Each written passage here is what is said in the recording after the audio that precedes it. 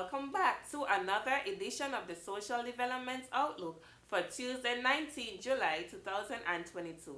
I am your host, Derica Liebert. Just to remind you that this program is hosted and produced by the Communications Unit within the Ministry of Social Development and other related departments.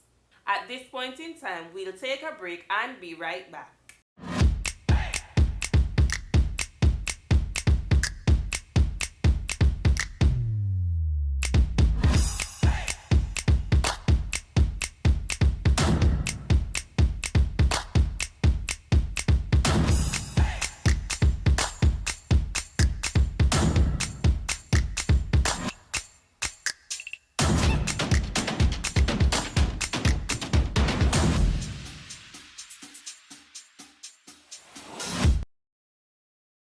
And we are back. An interview was held with Mrs. Florence Lawrence at her home in Rollins Village in relation to her past and what it was like growing up. Let us now view some excerpts from this interview. Good day, viewers, and we're here in the home of Mrs. Florence Lawrence, aka Da, and she is located in the village of Rollins, Gingerland, more specifically in the parish of St. George. And this morning we are going to go just a little bit into some imperceptible details of Mrs. Lawrence's life, and I'm certain that after this interview, all will be enlightened as to some of the things she did in her younger years coming up. So good morning to you once again, Mrs. Lawrence. Good morning. Now, the first question I want to ask you, I know at times, especially from the female side, they don't like to say what their age is, but I'm going to ask you, what is your age at this moment? My age is 81. 81 years. So clearly she has a whole heap of experience here on our earth. Now, the first question I want to ask you after that now is, what were your schooling years like coming up? You know, in our time, which is now basically, I'm certain it was much different back then. So myself as a younger individual would like to know how were the schooling situation back then? In my school days, I used to go to the Anglican church school.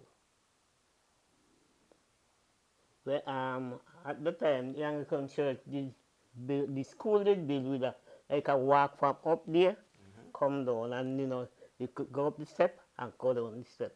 But from 1950, earthquake, the school, got down. Then we leave from there and we went up to the Methodist church. Okay, just hold it for 1 second. What was the age group in that school? It was first, second, it was junior A, junior B, first, second and third standard, fourth, fifth, sixth and seventh. Oh. So that would have been like from age 5 to 13, 6 yeah, to 6? there, up. Upwards, okay. So then you went to the other school? Yes, after the earthquake, we had to leave there. I went up to the Methodist church, upstairs the Methodist church, school was keeping. At the time, my parents didn't have it because it was only my mother. My mother was father and mother for me, a younger sister, she's deceased now, and the older brother is deceased too. And so I had to say, I stepped in my mother's shoes. When my mother lift up 3 foot, me step in it. So I'm telling the truth, I didn't get much schooling. Oh, okay. I didn't get much schooling because when my mother had to go to the mountain, I would call them bush at that time. Cut wood, burn coal, or go sink it yourself. And we have a man by the name of Mr. Watley. He was the ranger in the bush. You know what I mean, right? The ranger. The ranger in the bush. He was over the bush then. Okay. So, Mama just go down by here at Monday morning. The door they work. Sometimes me and she. And see me a little nigga, got me her going on with me. And school's training I come up to go to school. So me to go with me mother sometimes. Right there we start You know where Hill is, the under the hill down there? Yes. Right, the same spot, we don't have to go. And we're going to do a day work and come back as in, you have to go or do the day work. That when the ranger come and he meet you in the mountain, he give you a chance. Mm-hmm. But we had to So go. the ranger was more like a Like- mountain officer? So to Right speak? you are, Okay. right you are. He's the response of the mountain. Mhm. So if he catch you in the mountain, you go and you do a little day work for him, he would give you a chance. You know, Oh. he don't summons you. But you have to go inside the bush. You can't stay out to the road. You have to go inside. Well, with the schooling now, you got your mother gonna buy a slate to you. What's a slate? Slate is what you write on. Oh, okay. He gonna buy a slate for you. He gonna buy a pencil. If that slate mash up, I don't know. But if that slate mash up, you have to get a piece of somebody's slate and you know, or get to write you rub it down, you know, until you get a point and you write on it. The government used to give slate too, but the government slate then doesn't good like why you buy. The government slate does have like a piece of crocus to the back, you know, so then doesn't write good. Read the book now. Your mother gonna buy a book for you. She gonna cut it in two. You get half, somebody else get half. If you want, you still gonna cut it. Yeah. Put up another half for the other time. When you get the pencil, she gonna cut it in 4 pieces. And then, you know, she sharpen it. You get piece, if you last that piece, you get another piece. With the slate now, sometimes you don't have no pencil, no pencil to write with. You get a matchstick. The head of the match where you going to catch, Yeah. you write on the slate with that. Really? Write on the slate with that. With the government slate now, it doesn't show up the writing good. That don't show up the writing good, so I would just write on our own slate with the matchstick. With the book now, so you get a piece of stick and pointed the stick, you know? Yeah. Pointed the stick. And they have some bush to go down by Market Chapel with some little round seeds. And we just got you who could afford to buy a jug of ink, because in Army couldn't afford it. You get an oil and you bust the seeds on them and you squeeze them in the oil. And then you got your piece of stick where you sharpen. Yeah. And then you dip in, right in. How many words could have been written with that? When you Well, dip it you know, you once, dip it in, how maybe, long, how much maybe can you write might before you dip it it in again? about 3 or 4 times, and then you dip again, you know, and then you do what you have to do. So one dip could have complete a page? No, Oh, so you have to No. dip a few times to get a yeah, page before you completed. get a page complete. Well, what I acknowledge based on your remarks is that, you know, your folks and probably many others had to find innovative ways to economize. Cutting a pencil down is such a smart idea. Because if you lose your pencil now, it's gone. But if you lose yeah. piece, you have 3 You more have 3 remaining. more pieces remain. Okay. So, next question is in relation to your church background. What church? Sorry, before we move on, back to the earthquake. Was that the same earthquake that there's some history out there that a part of Navy sank because of an earthquake sometime back then? Is that the same earthquake you're referring to? 1950 earthquake. That was the hardest earthquake that I ever evidenced. That was the hardest. It didn't sink a parish though? Did it sink a parish or Not something? that. When A tidal wave? Oh. Okay. Okay. Okay, listen. I remember that same time I was going down at Maynard going by a cousin and my mother, me and my mother. And when you reach a market shop, you have sports there, you know, it was a Christmas sports there. And he had man come from a Butlers. I don't remember the man name. I don't remember his name. But he does dance, I think, joint and spear.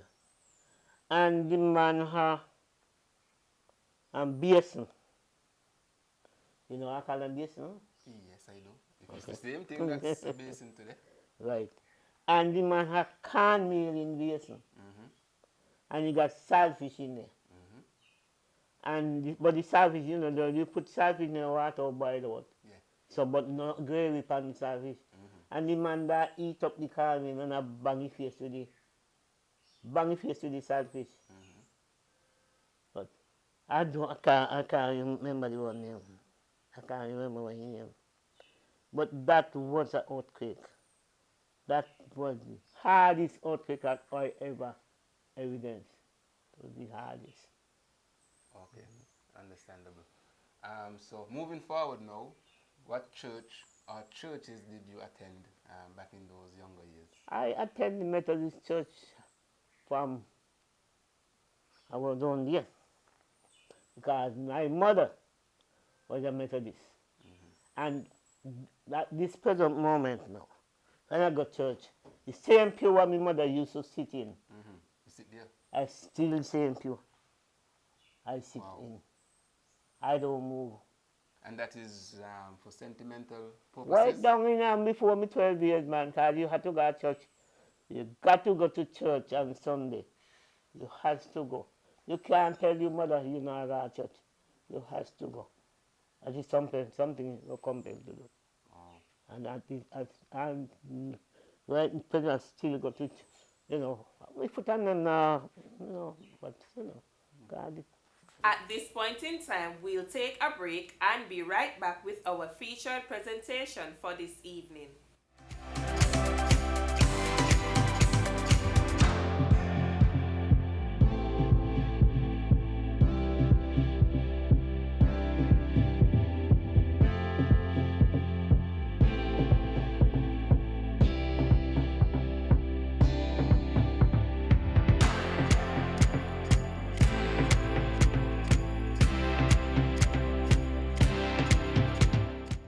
And we are back. Mr. David Nathaniel Jones celebrated his 90th birthday at his residence in Butler's Village. Let's view some clips. Good day, everyone, and today we are here at the home of David Nathaniel Jones in Butler's Village in Nevis.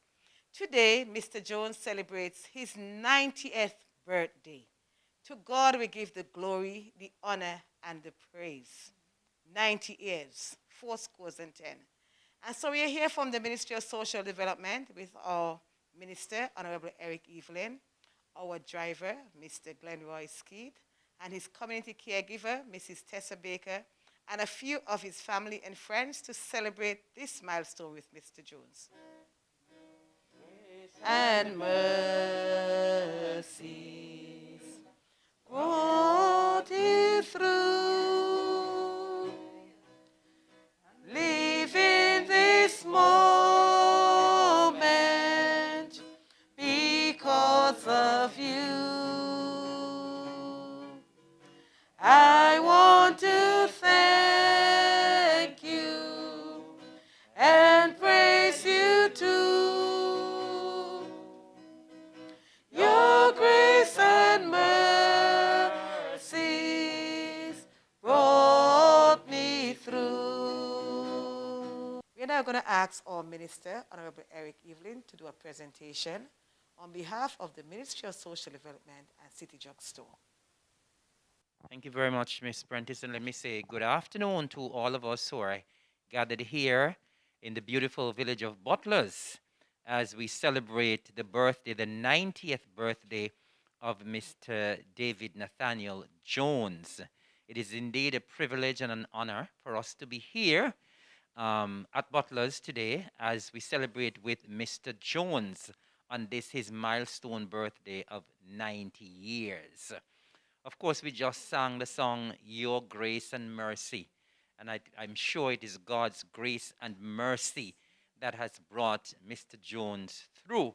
And of course, apart from God's grace and mercy, I believe what Mr. Jones would have done in his younger days was work hard, because persons in his era, all they did was work hard.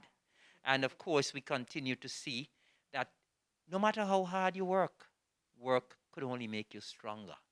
And I believe the hard work that he would have done and God's grace and mercy would have brought him to 90 years. That is no easy feat of being 90.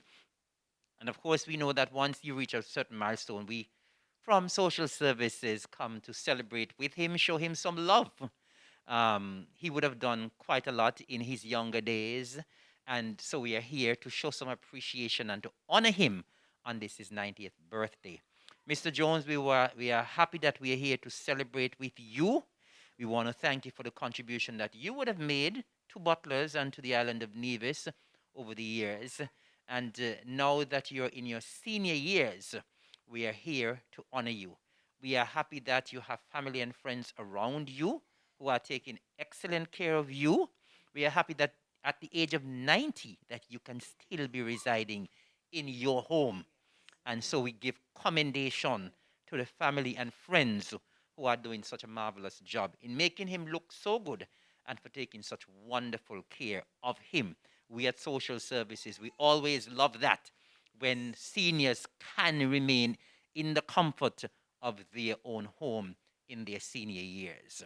And so we want to say happy birthday to you, Mr. Jones, from all of us at Social Services. And of course, we normally do this presentation on behalf of Social Services and the City Drug Store. So from all of us, happy 90th birthday. May God continue to bless you abundantly, especially with good health. God bless, and a happy birthday to you. And as I said, we make this presentation on behalf of us and Social Services, and the plaque reads, Social Services Department Certificate of Recognition awarded to David Nathaniel Jones on the 11th of July 2022 in recognition of your 90th birthday, signed by Mr. Glasgow and Miss Singh. And as I said, it's on behalf of us and the City Drug Store. After this, we'll make the presentation of the basket.